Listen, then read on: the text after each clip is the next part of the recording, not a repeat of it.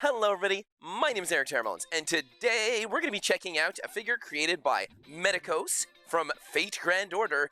This is Kama in her final form, scaled at 1:7. I'd say she's a pretty large one, but considering Kama's final form seems like a pretty large lady, all we want to do is see her turn into a giant woman. A giant woman. And here she is in all her glory. Just to give you a quick size comparison, here she is next to Tamamo no Mai, one of my favorite figures that I own, and another Medicos figure of the demon girl next door, and this is extremely well made, great details, excellent likeness of character, and very few quality control issues. But can the same be said for Kama? Right off the bat, I'm going to let you know that from a shelf, she looks fantastic. You can always put a light under her, see the whole thing glow considering her appendages are transparent. This is very cool. We get pearlization everywhere, so the lights just seem to sparkle and dance all over this figure, and it is very impressive. From a distance, it's just so impressive. From a distance. From a distance. From a distance. And now it's time to get up close and personal. And I warn some of you right now, if you are huge Kama fans, you might not like everything you're about to see. You've been warned. Do I have to mention from a distance that she really is quite impressive, and most of the times, that's how you're going to be looking at her. But on the off chance that you just have a giant magnifying glass in front of her, or if she's right next to you on a desk,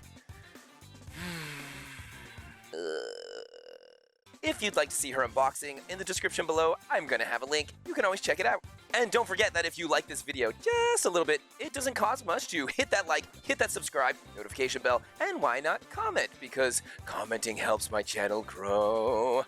Well, I guess so does the liking and subscribing. Her base plate is a little bit on the large side, but it's super fun. I think it's cool that we get a nice pearlization all across this, beautiful metallics. Everything is transparent, and it can glow so nicely, like I'd mentioned earlier before, being put under a light. It definitely feels quite solid. However, this is where I have to mention that the figure is not pegged down on there in any way. She just ever so slightly gets placed like this with her hands on this little blue thing. You can line up her knees and feet with the center of the rippling water here and there. And so she is on here decently. Doesn't feel like she's gonna fall off. Shaking it, I have to shake it pretty good to be able to make her move around. So there's no problems there. But if you are somebody that's moving your figures around often, be very, very careful, because she will just like whoop, fly right off on you. This little handpiece is removable, so you can always just take it off if ever you wanted to have her on here like this, and you get to see her fingers and everything a lot better like this. However, I can't help but think that she's quite top heavy or front heavy in this case, and having something like this is pretty useful to make sure that, I guess, her fingers won't splay out, lean, or have any kind of damage to them over time. The little lily pad looking flowers that we get are all similarly painted and sculpted. They're very cute. Not much to say about them other than that. It's probably one of the only cute things about this figure, because this figure is extremely spicy. Medicos one day just thought, hey, let's make a couple of things here cute and adorable, and then when we make the figure, they chose violence. Okay, moving on. The shoes have a decent sculpt to them, where as it goes up higher along the back, we get a silverish gradient, while on the top we have all these silver feathered-like petaled things, and this is a reoccurring motif that you're going to see all across this figure. I'm not 100% sure on all of the design work for this kind of character, but I would have liked a little bit more gold on the petals around the feet. The feet themselves are very well sculpted, where we even have some lovely detailed work showcasing the nails. Everything here is transparent, so I feel like they kind of went above and beyond, and I love seeing that. The sculpt work in general for her feet going up into her thighs is very well done, and we have a lovely gradient of a darker going into a lighter transparent blue. There's some paint work, but I would say it's more like printing going across these legs along the front, which is fun because when you see through the leg, you kind of have all these cracks going throughout it. From up close, I'd say it's a little bit spotty, and quite literally, as I do have a couple of spots here and there because of, unfortunately, bad quality control. This figure has quite a bit to say in that regard, so buckle up, Buttercup. We get lovely golden line art lace that seems to go all across her legs and up into her thighs, and the paintwork on this is decent, considering how thin everything is.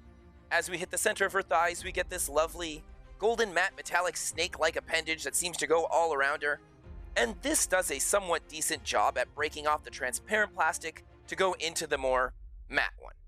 On the left leg, I'd say it looks pretty good, while on the right one, they missed the mark ever so slightly. which could have definitely helped by probably gluing down a couple of extra pieces, especially the ones surrounding all the little blades she has on her inner thigh. These blades are well painted and do look pretty cool. You then get this epic splash of purple that goes up and in around her body, and though I wouldn't say it's perfect, it does look nice, especially from a minor distance.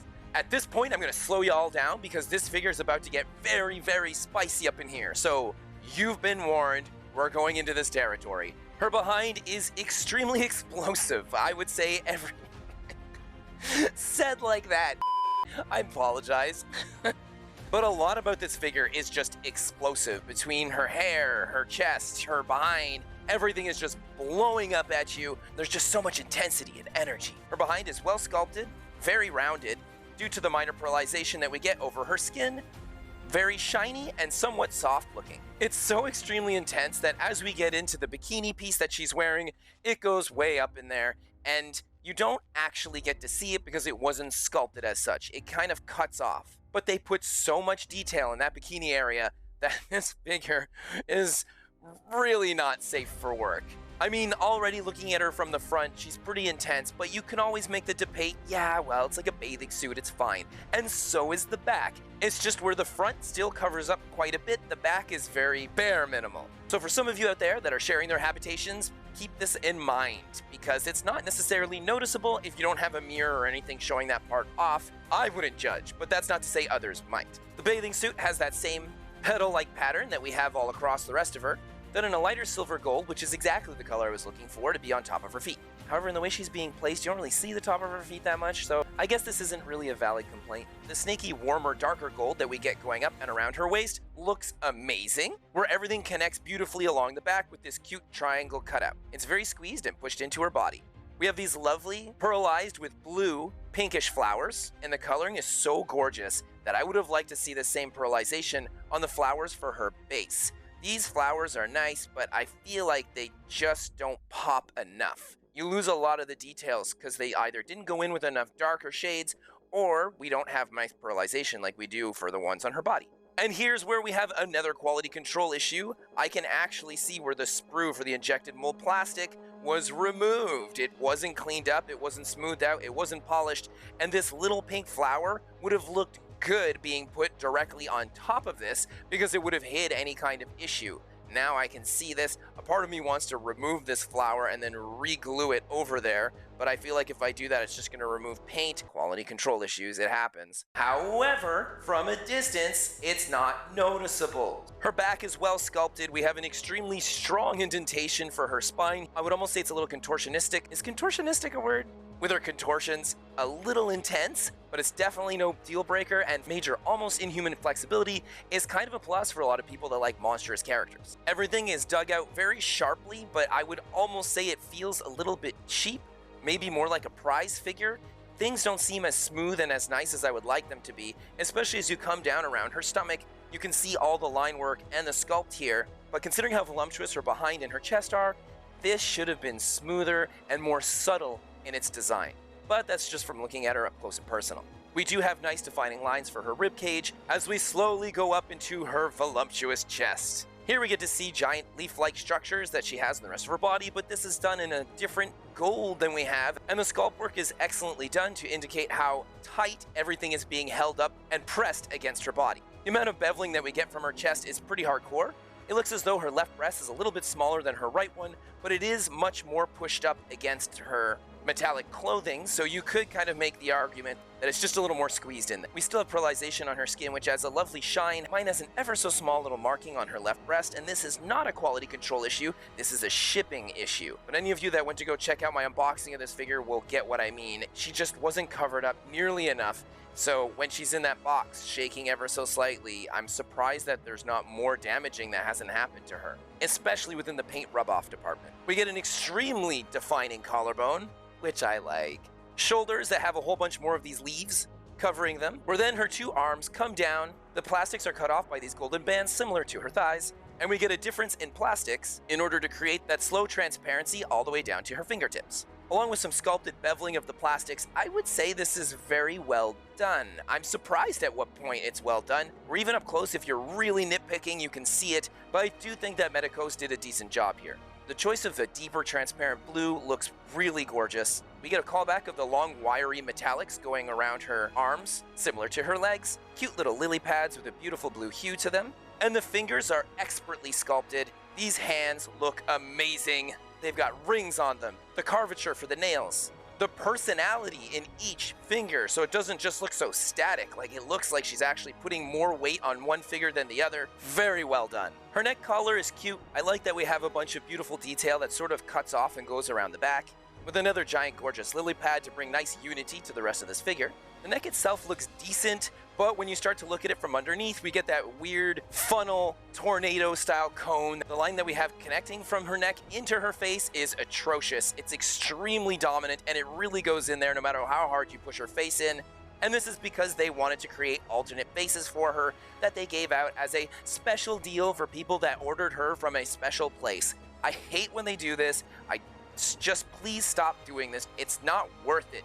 Most of your fans that really love your products want to be happy with them, and giving them the sense of missing out because you're just not offering it everywhere is not going to make them necessarily all run to your store that you want them to buy things from you. I'd say you're just isolating your fans more than anything. Her ears are okay. I would have liked them to be a little more well-defined, maybe have them push back into the head a little more. I'm not particularly a fan of how dark that they made the skin around the ears either. I don't know if they wanted to try and make them feel like they're going to be transparent or whatever, but we don't even have any purple designs around them similar to the skin and other parts of her that have this darker shading. The earrings are simplistic, cute, they work. Her face's sculpt work and definition is very well done. Pointy chin, pointy nose, beautiful defining line going down the center of her nose and up into her smoothed out forehead. Really does feel like the Fate art style. You get a little bit of red line work for her mouth. I personally would have maybe liked to see this go along the top of her teeth too here, just so that it kind of pushes the teeth a little further back. Ever so slight minor coloration for her bottom lip.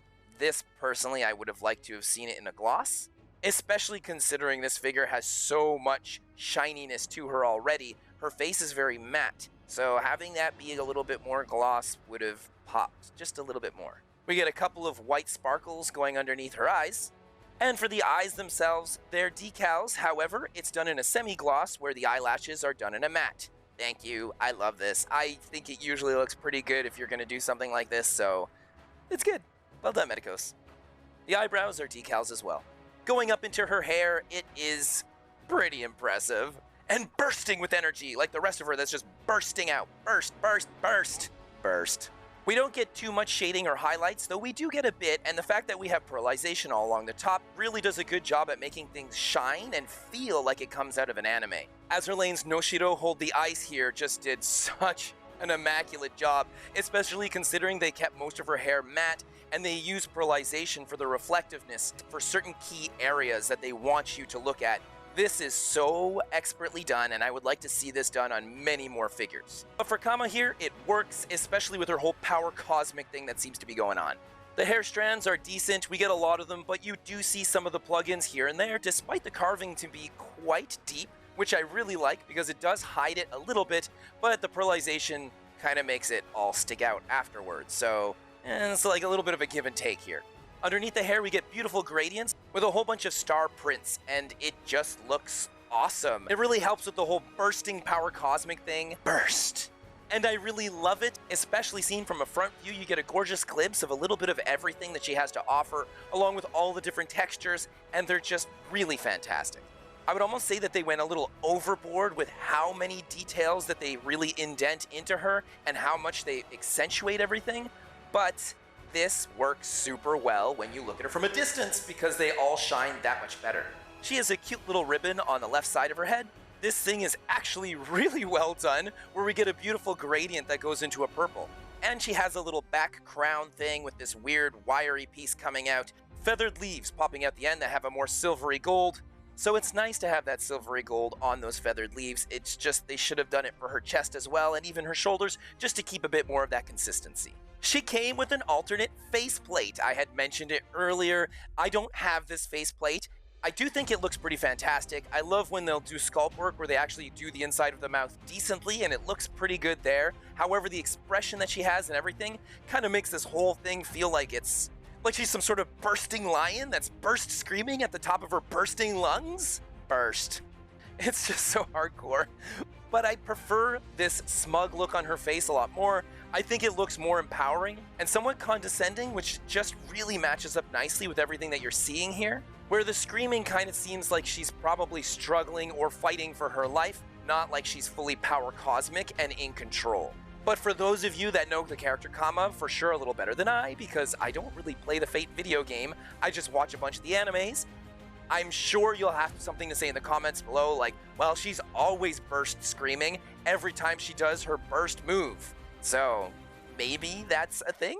Upon her release, she was going for 21,000 yen, and for a Fate figure, a lot of you out there will say that's very well priced, and I would agree with you. Fate figures have a tendency of being just way overboard because you're paying that Fate tax, that bursted, fated tax. Comparing her with a little demon girl that lives next door over here, I don't know what to say. This thing was like 13,000 yen, and I definitely think that the amount of quality and detail work that we have in this figure greatly surpasses this one, especially when you're looking at her from up close and even a distance. She's just phenomenal. It could very well have to do with the licensing with Fate, and that's part of the reason why most of their figures are genuinely more expensive. I do think that it's a very beautiful figure, and most of the time you're not looking at her up close with a microscope. She's on a shelf, she's in your display next to other figures. She's going to look really good. Though she does take up quite a bit of ground space if you've got a couple of acrylic risers behind her. They don't even need to be that high in order for you to have a nice display going on in your shelf. People so often overlook the fact that figures that are lower to the ground are very shelf display friendly. If ever you're curious to see what she looks like in other people's collections or throughout different types of displays, you can always check out her My Figure collection page. It's an amazing website. I'm not sponsored in any way by them, but I like mentioning it constantly because I do think it's an incredible resource to have for somebody that collects such things. I'll be sure to have the link for her down in the description below. Hopefully today's video helped you decide which side of the fence you are in getting her or not. While my favorite Fate figure is Tamama no Mai over here, I'm a huge fan of Semiramis from Apocrypha. Just such an amazing assassin. But you know what she's missing?